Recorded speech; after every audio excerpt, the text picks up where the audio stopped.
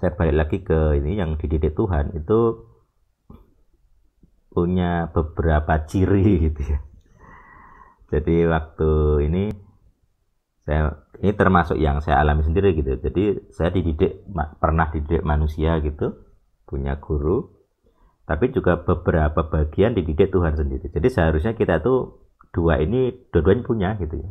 Ada yang produk kerohanian kita tuh dididik dari manusia, dari pendeta, dari guru, atau dari kakak-kakak senior gitu, dari sekolah, dari kampus dan sebagainya. Tapi juga sebenarnya malah menurut saya gitu, mayoritas diri kita itu malah sebenarnya dididik Tuhan itu lebih dominan. Karena kalau dengan pemimpin rohani, dengan kakak rohani itu sebenarnya sangat terbatas, tidak mungkin dia ngawasi kita terus. Paling bagus seminggu sekali gitu ya, ketemu, itu pun berapa jam gitu. Selebihnya sulit gitu. Maka kalau menurut saya malah lebih banyak itu sebenarnya dominan peran Tuhan gitu ya. Nah, peran Tuhan di sini kalau dari ini karena dari Tuhan, berarti ini saya harus mencontohkan diri saya gitu ya. Nah, jadi pemuritan yang saya alami dari Tuhan itu berkaitan dengan legal ground. Jadi apa-apa harus ada dasar hukumnya. Gitu. Nah, dari sini beberapa pengalaman saya dengan Tuhan jadi agak unik, beda dengan struktur pemuritan yang dididik oleh manusia gitu ya. Jadi misalnya ini saya contohkan beberapa dari komunitas kita sendiri gitu ya.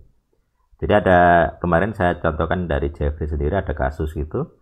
Jadi sebelum dia mengalami ini, berapa itu ya, 2-3 bulan saya sudah ngomong dia gitu. Walaupun waktu itu saya tidak jelas kasusnya gitu. Tetapi seakan-akan saya sudah tahu ini ada yang salah gitu. Kemudian saya minta dia melakukan sesuatu. Dan ketika tidak bisa terjadi, itu menjadi konfirmasi, oh benar ada yang salah.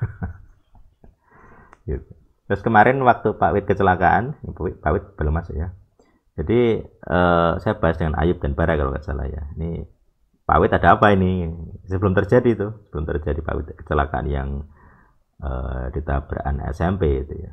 Jadi agak parah kan, nggak bisa kemana-mana. Jadi seakan-akan bisa tahu gitu ya, kayak punya kepekaan. Nah, itu pengalaman saya, itu pengalaman rohani saya.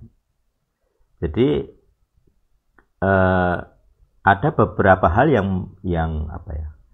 yang dibuat Tuhan ke saya, cara didiknya itu membuat saya punya pengalaman yang agak beda gitu. Dalam kasus tertentu, kalau yang sudah lama di El Sadik tahu, misal tentang tes power gitu, itu saya udah praktekkan jauh sebelum saya mendirikan grup El Sadik gitu. Tahun 2006 gitu. Waktu itu saya tidak paham. Jadi istilah tes power sendiri saya ambil dari beberapa teman yang komunitas ini, sebenarnya komunitas paranormal gitu. Kalau nggak salah dulu dari Nataria gitu. Jadi istilah itu muncul, terus saya pikir iya bener sih, kita mengetes Tuhan kita dengan Tuhan lain, roh di dalam kita dengan roh Tuhan lain. Makanya ada ayatnya kan, roh di dalam kita lebih besar daripada roh di dalam dunia, yang ada di dunia. Jadi kita memang beda roh. Nah, itu prinsip tes power kan seperti itu. Jadi ketika 2006 saya praktekkan, terus saya kenal istilah itu, ya sudah, ini namanya yang tepat yaitu kita menguji power, menguji kuasa gitu.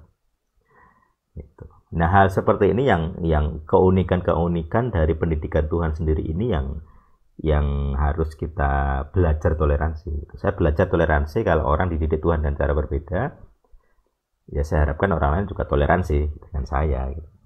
Tetapi yang saya lihat ya memang sulit.